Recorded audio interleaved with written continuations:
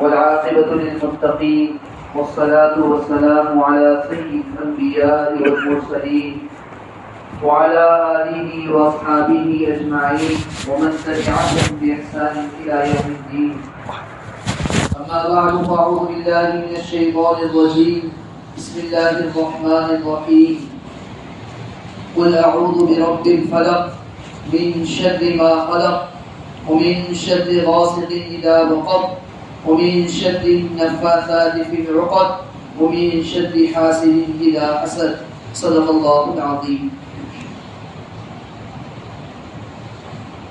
میرے محترم بھائیو، حضور اور دوستو،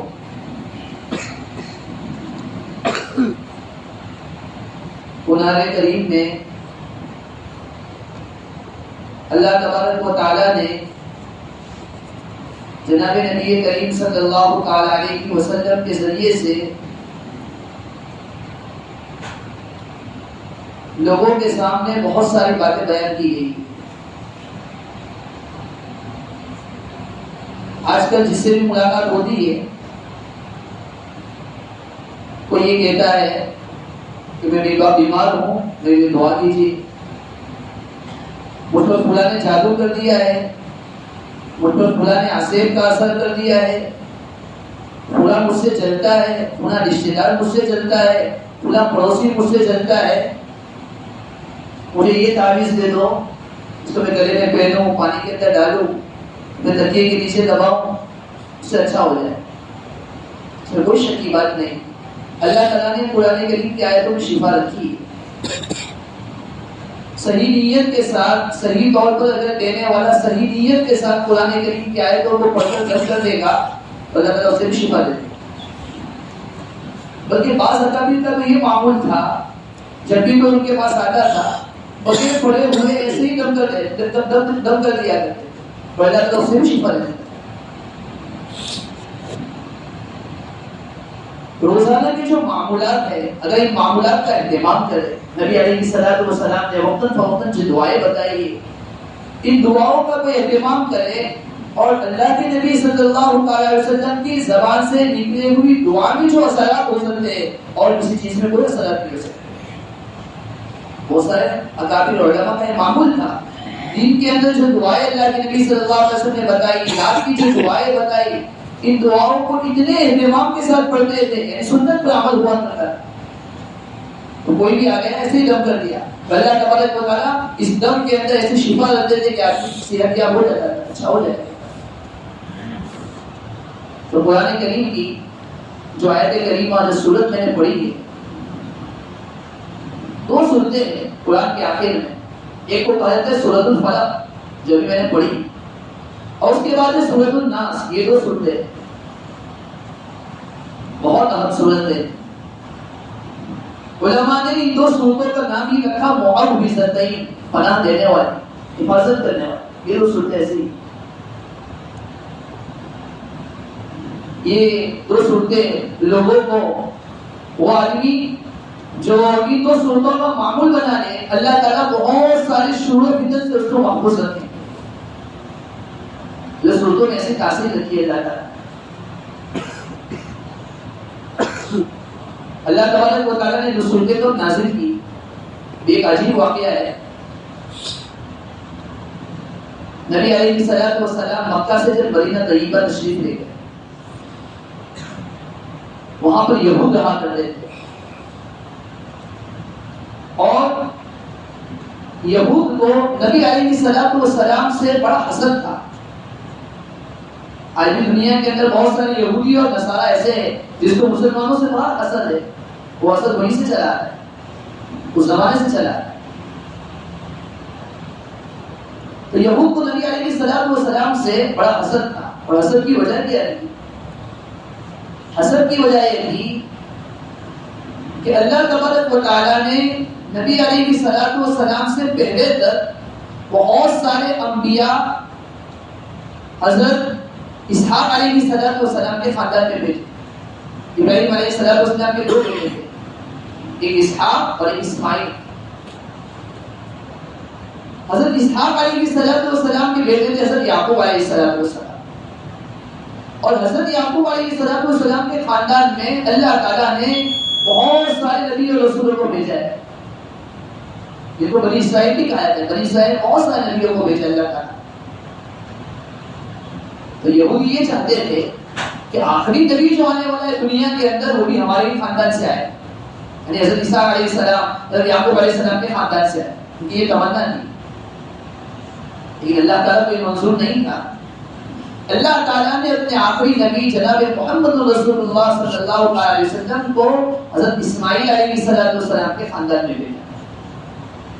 بس ان کو حسد ہو گیا، ان کے خاندان میں کیوں بھیجا گیا؟ نبی علیہ السلام جب مدینہ طیبہ تشریف لے گئے تو آپ علیہ السلام نے یہود سے کچھ معاہدہ کیا، ہم تمہارا تعاون کریں گے، ہم تمہاری مدد کریں گے، تم بھی ہماری مدد کیا کرو. آپس میں معاہدہ کیا. یہود سے ہر وقت مسلمانوں کے خلاف اور نبی علیہ السلام کے خلاف سازشیں کیا کرتے، پلان بنایا کرتے. اس طرح نبی علیہ السلام ان کے صحابہ کو تکلیف پہنچائے. کفار مکہ کے پاس تو اتنا علم نہیں تھا، ان کو بہت سارے سوالات دینے والے یہی لوگ ہوا کرتے، کیونکہ انہوں نے تورات کو پڑھی تھی، زبور کو مطالعہ کیا تھا، انجیل کا مطالعہ کیا تھا. اور ان کتابوں کے اندر نبی علیہ السلام کے اوصاف کو بیان کر دیا گیا تھا، آپ کی تعلیمات کو، آپ کی سیرت کو، آپ کے حلیے کو سب کچھ بیان کیا تھا. اور انہوں نے سب کا مطالعہ کیا تھا، ان سب کو پڑھا تھا، لیکن پھر بھی حسد تھا. آپ علیہ السلام کو ماننے کے لیے تیار نہیں. تو دل کے اندر نفاق بڑا ہوا تھا، دل میں برائیاں نہیں. تو ہر وقت آپ علیہ السلام کے خلاف سازشیں، آپ علیہ السلام کے خلاف بہت ساری باتیں اور بہت سارے پلان بنایا ہی کرتے. یہودیوں میں ایک یہودی تھا، بعض روایت کے مطابق اس نے بہت سارے لوگوں کے ساتھ مل کر نبی علیہ السلام پر جادو کر دیا. آپ علیہ السلام پر ایسا جادو کیا کہ جادو کے اثر کی وجہ سے نبی علیہ السلام بہت سارے کام کو آپ نے کیا نہیں ہوتا تھا، لیکن ایسا لگتا تھا کہ میں نے کر دیا. اپنی ازواج مطہرات کی بیویوں کے پاس آپ علیہ السلام گئے نہیں ہوتے تھے، لیکن ایسا دل میں خیال آتا کہ میں جا کر آیا، پورا کام میں نے کر دیا، حالانکہ کیا نہیں ہوتا. آپ کی کیفیت ایسی ہوگی. کئی مہینے تک آپ کا یہ حال رہا.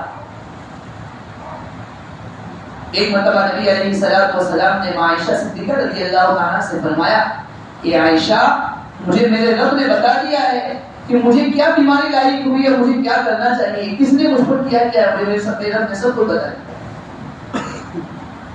کہ آپ علیہ السلام نے فرمایا کہ میں ایک دن سویا ہوا تھا، خواب میں میرے پاس دو فرشتے ہیں. ایک فرشتہ سرحانے کھڑا ہو گیا سر کے پاس، اور ایک فرشتہ پائٹی کے پاس، پیر کے پاس کھڑا ہو گیا. پائٹی والے فرشتے نے سرحانے کھڑے فرشتے سے پوچھا کہ ان شریف کو کیا ہو گیا، ان کو کیا تکلیف ہے. دوسرے فرشتے نے کہا کہ ان پر کسی نے جادو کر دیا ہے. پوچھا کہ کس نے جادو کیا ہے. اللہ تعالیٰ کی طرف سے دیکھو یہ بھی بتا دیا گیا. دوسرے فرشتے نے کہا کہ یہودی لبید بن عاصم نے جادو کیا ہے. یہ فرشتے نے پوچھا دوسرے فرشتے سے کہ کس چیز نے جادو کیا ہے. وہ فرشتے نے کہا کہ بالوں کے اندر جادو کر دیا گیا، کنگھے کے اندر بہت سارے بال لے کر اس میں جادو کر دیا گیا. پھر فرشتے نے پوچھا کہ وہ چیز کہاں رکھی گئی. دوسرے فرشتے نے کہا کہ ایک کنواں ہے، اس کنویں کے اندر ڈال دیا گیا. آپ علیہ السلام کو سب بتا دیا. آپ علیہ السلام صبح اٹھے، اپنے کچھ صحابہ کے ساتھ آپ علیہ السلام اسی کنویں کے پاس گئے. تو کنویں کا پورا پانی کا رنگ بدلا ہوا تھا، جسے بجلی کا گندا پانی ہوتا ہے، اس کا پورا پانی گندا ہو چکا تھا. آپ علیہ السلام نے وہ کنگا نکلوایا. اس کنگا میں بہت سارے بال لپیٹ دیے گئے تھے، بہت سارے دھاگے لپٹے ہوئے تھے. آپ علیہ السلام نے جیسے ہی نکالا، آپ علیہ السلام پر دو سورتیں نازل ہوئی، سورۃ الفلق اور سورۃ الناس. نبی علیہ السلام کو بعض روایت میں آتا ہے آپ علیہ السلام اس قرآن کریم کی یہ 2 سورتوں میں سے ایک ایک آیت کو پڑھتے گئے، اور جو داغا کی جو گرہ لگائی ہوئی تھی اس گرہ کو کھولتے گئے، ایک ایک گرہ کو. یہ دونوں سورتوں کی کل 11 آیتیں، ایک سورت میں 5 آیتیں، دوسری سورت میں 6 آیتیں، اور گرہ بھی 11 لگائی گئی تھی. آپ علیہ السلام ایک آیت پڑھتے قل اعوذ برب الفلق اور ایک گرہ کو کھولتے، دوسری آیت پڑھتے من شر ما خلق اور ایک گرہ کو کھولتے. آپ علیہ السلام نے 11 گرے لگائی ہوئی تھی، 11 گاٹ لگائی ہوئی تھی، 11 گاٹ کھولی. آپ علیہ السلام ایک سورت کو ایک ایک آیت کو پڑھتے تھے، تمام گاٹ کو کھول دیا. پھر آپ علیہ السلام نے عائشہ صدیقہ رضی اللہ عنہا سے تمام گرہ اور گاٹ کو کھولنے کے بعد فرمایا کہ مجھے ایسا لگ رہا تھا جیسا مجھے کسی نے باندھ دیا ہے اور میں کھل چکا ہوں. تو آپ علیہ السلام پر کیسا جادو کیا ہے. اس سے ایک واقعے سے ایک بات یہ بھی معلوم ہوتی ہے کہ دیکھو اپنے علیہ السلام یہ بھی انسان تھے، آپ علیہ السلام بھی انسان تھے. جیسے اور بیماریاں لاحق ہوتی تھی، بخار لاحق ہوتا ہے، نزلہ ہو جاتا ہے، آدمی کو پیٹ میں، پیٹھ میں، کمر میں وغیرہ میں درد ہوتا ہے، نبیوں کو بھی ہوا کرتا تھا. تو جیسے ہی سحر اور جادو کا اثر اور لوگوں پر ہوتا ہے، نبی علیہ السلام پر بھی ہو گیا. لیکن آپ علیہ السلام جو نبی تھے، گویا آپ کو اس بیماری میں مبتلا کرنے کے بعد آپ علیہ السلام کو اس صورتوں کو اتارا گیا. گویا اس کے ذریعے سے امت کو ایک تعلیم دینا مقصود تھا، ایک سبق سکھانا مقصود تھا. کیا سبق سکھانا مقصود تھا؟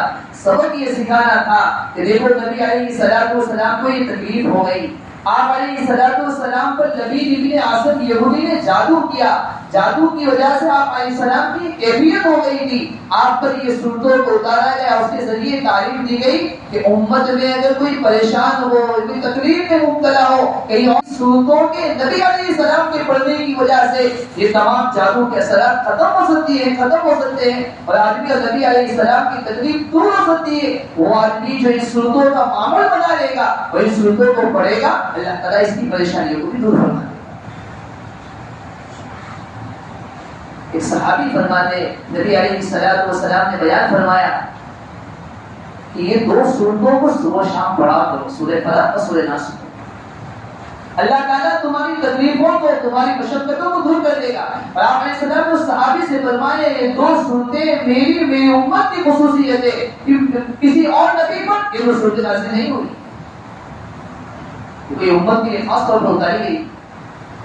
آپ علیہ السلام کا معمول تھا، آپ علیہ السلام رات کو جب بستر پر لیٹتے تھے، لیٹنے سے پہلے ان 2 صورتوں کو، آیت الکرسی کو، ان چند صورتوں کو پڑھا کرتے تھے، اور اس کے بعد اپنے ہاتھوں پر دم کرتے تھے، پھونک مارتے تھے، اور اس کے بعد اپنے پورے جسم پر اس کو مل لیا کرتے تھے. بلکہ آخری وقت میں جس کو مرض الوفات کہا جاتا ہے، آپ علیہ السلام کے انتقال کا وقت بالکل قریب ہے،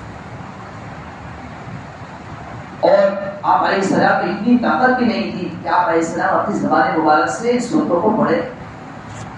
اتنی بھی طاقت نہیں تھی کہ اس کو پڑھ کر اپنے ہاتھوں کو پھیرائے، جسم پر پھیرے. کیونکہ عائشہ صدیقہ رضی اللہ عنہا جانتی تھی کہ نبی علیہ السلام راتوں کو ان صورتوں کو پڑھا کرتے تھے، اپنے جسم پر دم کیا کرتے. تو مرض الوفات میں عائشہ صدیقہ رضی اللہ عنہا بیان فرماتی ہے کہ میں نے خود ان 2 صورتوں کو پڑھا، اور پڑھنے کے بعد میں نے اس نبی علیہ السلام کے ہاتھوں پر ان صورتوں کو پڑھ کر دم کیا، نبی علیہ السلام کے ہاتھوں پر. چونکہ نبی علیہ السلام تو اپنے ہاتھوں کو اٹھا نہیں سکتے تھے، آپ میں اتنی کمزوری تھی، طاقت نہیں تھی، تو میں نے آپ علیہ السلام کے ہاتھ کو لے کر آپ علیہ السلام کے جسم کو میں نے خود پھیر دیا. 2 صورتیں امت کے لیے بہت بڑا تحفہ ہے، بہت بڑا تحفہ ہے. 2 صورتوں کا معمول بنا ہے. آج پریشانی آدمی پر آتی ہے، تکالیف آدمی شکوہ شکایت تو بہت کرتا ہے، لوگوں کے چکر تو بہت لگاتا ہے، لیکن کبھی یہ توفیق نہیں ہوتی. اللہ تعالیٰ نے قرآن کریم کو قیامت تک کے لیے اتارا ہے، قیامت تک تمام چیزوں کا حل ہم سب کے لیے اللہ تعالیٰ نے قرآن کریم میں بیان کر دیا ہے. ہمیں آج سے اس کا معمول بنانا چاہیے. بہت سارے بھائیوں کا تو یہ حال ہوتا ہے صحیح طور پر سورت بھی نہیں پڑھ سکتے، صحیح طور پر سورت معلوم بھی نہیں ہے. کبھی امام صاحب کے پاس جا کر، کبھی اپنے مسجد کے ذمہ دار کے پاس جا کر، کبھی وقتاً فوقتاً کسی حافظ صاحب کے پاس جا کر بہت ساری سنتیں، خصوصی طور پر وہ سنتیں جو آخر کی 10 سنتیں کہی جاتی ہیں، یہ سنتوں کو درست طور پر پڑھنا چاہیے، اور یہ 2 سنتوں کا خاص طور پر معمول بنانا چاہیے. انشاءاللہ معمول بنائیں. لیکن دیکھو قرآن کریم کی 2 سنتوں سے اور بات معلوم کی، اس واقعے کو جو میں نے نقل کیا اس سے اور بات معلوم کی. وہ بات یہ معلوم ہوئی کہ دیکھو نبی علیہ السلام نے جب آپ علیہ السلام پر جب جادو کیا گیا، آپ علیہ السلام کو خواب میں بتا دیا گیا کہ جادو کرنے والا کون ہے، یہودی ہے جس کا نام لبید ابن عاصم ہے. جب گرا کو کھول دیا گیا، آپ علیہ السلام درست ہو گئے. صحابہ کرام رضی اللہ عنہم اجمعین کو نفسوں کے نبی علیہ السلام سے محبت تھی. کسی صحابی نے کہا اللہ کے رسول صلی اللہ علیہ وسلم آپ اجازت دیں اس آدمی کو ہم ختم کر دیں، ختم کر دیں، اس کو مار ڈالے. عائشہ صدیقہ رضی اللہ عنہا نے فرمایا اللہ کے رسول صلی اللہ علیہ وسلم آپ لوگوں میں اعلان کر دیجئے کہ مجھ پر جادو کرنے والا فلاں یہودی لبید ابن عاصم ہے، اگر آپ اجازت دیں تو ہم اس کو ختم کریں. آپ اسلام کو مار کے اعلان کر دو. لیکن نبی علیہ السلام نے بڑا پیارا جواب دیا. آپ علیہ السلام نے فرمایا اگرچہ اس نے مجھ پر جادو کیا ہے، مجھے تکلیف ہوئی، کئی مہینے تک میں پریشان رہا، لیکن اللہ تعالیٰ نے ان صورتوں کو اتار کر اللہ تعالیٰ نے اپنے فضل سے مجھے ٹھیک کر دیا. میں بیماری سے صحت یاب ہو چکا ہوں، تندرست ہو چکا ہوں، اور مجھے کوئی ضرورت نہیں ہے میں لوگوں میں اعلان کر کے اس آدمی کو رسوا کرنا نہیں چاہتا ہوں، اس آدمی کو تکلیف پہنچانا نہیں چاہتا ہوں. میں جانتا ہوں کہ وہی آدمی ہے، فرشتے کے ذریعے سے اللہ تعالیٰ نے مجھے بتا دیا ہے، لیکن میں اس کا لوگوں میں اعلان نہیں کروں گا. مجھے تو اللہ تعالیٰ نے ٹھیک کر دیا ہے، اللہ کی توفیق سے میں ٹھیک ہو گیا ہوں، اور لوگوں میں اس کا اعلان نہیں کروں گا. دیکھو اس سے سبب یہ بھی ملا، آپ علیہ السلام یہ چاہتے تھے کہ برائی کا بدلہ برائی سے نہ دیا جائے. آپ اسلام چاہتے ہو سکتا تھا. شریعت کی تعلیم بھی ہے، کوئی کسی کو ہاتھ کوئی تماچا مارے اس کو آگے وہ تماچا مارے، تو کسی کا ایک کارڈ نکالتے اس کو آگے اس کا ایک کارڈ نکالتے ہوئے، کوئی کسی کو تکلیف پہنچائے اس کو بھی تکلیف پہنچانے کا حق ہے. لیکن بہتر تعلیم نبی علیہ السلام کی یہ ہے کہ ہر آدمی کے ساتھ احسان کا معاملہ کیا جائے، برائی کا بدلہ برائی سے نہ دیا جائے. تو آپ علیہ السلام نے اس کے ذریعے سے یہ بھی تعلیم دی، اگر میں چاہتا مجھے معلوم تھا میں صحابہ میں اعلان کرتا اور اس اعلان کے ذریعے سے اس آدمی پر وار کیا جاتا، اس کو قتل کیا جا سکتا تھا، لیکن میں نہیں چاہتا ہوں کہ اس آدمی کو رسوا کیا جائے. ہمیں نبی علیہ السلام کی امتی ہے، ہم بھی اپنی گریبات پہچان کر دیں کہ اگر کوئی آدمی ہمیں تکلیف پہنچاتا ہے اس وقت ہمارے دل کی کیا کیفیت ہوتی ہے، کیا چاہتے ہیں.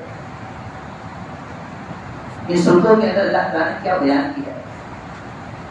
اللہ کے نبی صلی اللہ علیہ وسلم کو کہا گیا خود اے نبی علیہ السلام آپ کہہ دیجیے اعوذ برب الفلق، میں پناہ مانگتا ہوں صبح کے رب کی، پناہ مانگتا ہوں صبح کے رب، مخلوق کی برائی سے میں پناہ مانگتا ہوں. دیکھو مخلوق کی برائی سے پناہ مانگی جاتی ہے. من شر ما خلق ومن شر غاسق اذا وقب، اور رات کے اندھیری کی برائی سے پناہ مانگتا ہوں جبکہ وہ اندھیرا پھیل جائے. اور آگے خاص طور پر بیان کیا ومن شر النفاثات فی العقد، اور گرہ میں پھونکنے والیوں کی شر سے پناہ مانگتا ہوں. بعض روایت میں آتا ہے کہ یہ جو جادو کرنے والا تھا لبید ابن عاصم، اس نے اپنے چند بیٹیوں کو جادو سکھا دیا، اور انہوں نے ہی وہ کنگے کے اندر بہت سارے بالوں کو ابالا اور بہت سارے دھاگے کو لپیٹ لیا تھا، اس کے ذریعے سے جادو کیا ہے. اور خاص طور پر قرآن میں بیان کیا گیا ومن شر النفاثات فی العقد، گرہ میں پھونکنے والیوں کی شر سے میں پناہ مانگتا ہوں. ومن شر حاسد اذا حسد، اور حاسد کے شر سے پناہ مانگتا ہوں جبکہ وہ حسد کرے. لوگ کہتے ہیں نا میرے تو بہت حاسدین ہیں، کوئی میرے مال سے جلتا ہے، کوئی میری بیٹیوں سے جلتا ہے، کوئی میرے کاروبار سے جلتا ہے، کوئی میری دولت پر جلتا ہے، نہ جانے میری اچھی اچھی چیزیں اچھی اچھی گاڑیوں کو کوئی دیکھ ہی نہیں سکتا ہے. قرآن میں کہتا ہے ومن شر حاسد اذا حسد، حاسد کے شر سے اللہ میں پناہ مانگتا ہوں جبکہ وہ حسد کرے. دوسری صورتوں کا بھی میں ترجمہ کروں گا. ہم اس واقعے سے ہم چند باتیں ہمیں سمجھ میں آتی ہیں. پہلی بات جو میں نے آپ کے سامنے بیان کی، ہمیں چاہیے روزانہ قرآن کریم کی پڑھنے کا معمول بنائیں. قرآن کریم کو روزانہ تھوڑا تھوڑا پڑھتے رہا کریں، اور خاص طور پر ان صورتوں کا معمول بنائیں. ماشاءاللہ بہت ساری جگہوں پر آپ نے دیکھا ہوگا مستقل طور پر قرآن کے حلقے بھی لگتے ہیں، جسے آپ جماعت میں جاتے ہیں یا کوئی اور راستہ ہے جس کے اندر ماشاءاللہ روزانہ قرآن کریم کی کچھ صورتوں کے سکھانے کا ماحول بنایا جاتا ہے۔ آج بہت سارے لوگوں کا حال یہ ہوتا ہے، اخبار پڑھنے کے لیے ان کے پاس وقت ہے، بہت سارے واٹس ایپ کی خبر پڑھنے کے لیے ان کے پاس وقت ہے، لیکن قرآن کریم آج اس کو ہم نے تاک کا اور الماری کی زینت بنائی، زینت میں رکھا ہوا ہے، آدمی بیٹھا ہوا ہے لیکن قرآن پڑھنے کی توفیق نہیں ہوئی۔ ایسا معلوم ہوتا ہے اللہ تعالیٰ کی طرف سے توفیق چھین لی گئی۔ ایک زمانہ تھا روزانہ صبح صبح لوگوں کے گھروں سے قرآن کریم کے پڑھنے کی آوازیں آیا کرتی تھی، لوگوں کو قرآن سے عشق ہوا کرتا تھا، قرآن سے محبت ہوا کرتی تھی۔ آج قرآن سے عشق و محبت بالکل ختم ہو چکا ہے۔ اب ہر آدمی غور کرے، اپنی پچھلی زندگی کو دیکھے اور ابھی کی زندگی کو دیکھے، اپنے والدین کی زندگی کو، اپنے دادا دادی نانا نانی کی زندگی کو دیکھے، اور ہر پوتا نواسا اپنی زندگی کو دیکھے کہ میرے دادا اور میرے نانا اور نانی کا کیا حال تھا اور میرا کیا حال ہے۔ قرآن مکتب کے اندر اس لیے سکھایا جاتا ہے کہ ہم قرآن کو اپنی زندگی کا عین بنا لیں، قرآن کو پڑھنے کا معمول بنا لیں۔ قرآن آدمی جس نیت سے پڑھے گا، قرآن میں اللہ نے شفا رکھی، صحیح طور پر اگر قرآن کو پڑھے گا اللہ تعالیٰ اس کا اثر ایک دیکھ کے ضرور صحیح فرمائے گا۔ پہلی چیز قرآن کو درست کرنے کا معمول بنائے، اور ساتھ ساتھ میں خاص طور پر روزانہ کچھ معمولات ہیں جس نبی علیہ السلام کی سنت ہے کہ آپ علیہ السلام روزانہ سونے سے پہلے اس سورتوں کو پڑھا کرتے تھے۔ ہم خود بھی اس کا معمول بنائیں، اپنے بچوں کو رات کو سوتے وقت بھی اس کے معمول پر عمل کرانے کی کوشش کریں، بچوں کو سکھائے کہ میرے استاد نے وہ سنتے سکھائیے پھر دو سنتوں کو روزانہ پڑھا کریں۔ کبھی بار خود پڑھے، اپنی بیوی بچوں کو اس کے ذریعے تربیت کیا کریں، خوب مار دیا کریں۔ اور دوسری بات یہ معلوم ہوئی کہ نبی علیہ السلام کو جب اس کا نام بتا دیا گیا کہ جادو کرنے والا کون تھا، اثر کرنے والا کون تھا، آپ علیہ السلام اگر اپنے صحابہ میں اعلان کرتے اس آدمی کو قتل کیا جا سکتا تھا، اس سے بدلہ لیا جا سکتا تھا، لیکن نبی علیہ السلام نے اس کو رسوا کرنا نہیں چاہا۔ وہ امت کو یہ تعلیم دی کہ اگر آپ کو تکلیف پہنچائی جائے آپ کے لیے راستہ ہے کہ آپ اس سے بدلہ لے لیں، لیکن میری سنت یہ ہے کہ آپ اس سے بدلہ لے لیں، اس کو معاف کر دیں۔ اللہ تعالیٰ شاموں سے دعا ہے اللہ تعالیٰ نے جو باتیں کی ہوئی ہم سب کو اس پر عمل کرنے کی توفیق عطا فرمائے، سنتوں کا ہم سب کو پابند بنا دے۔ آمین۔ واخر دعوانا الحمدللہ رب العالمین۔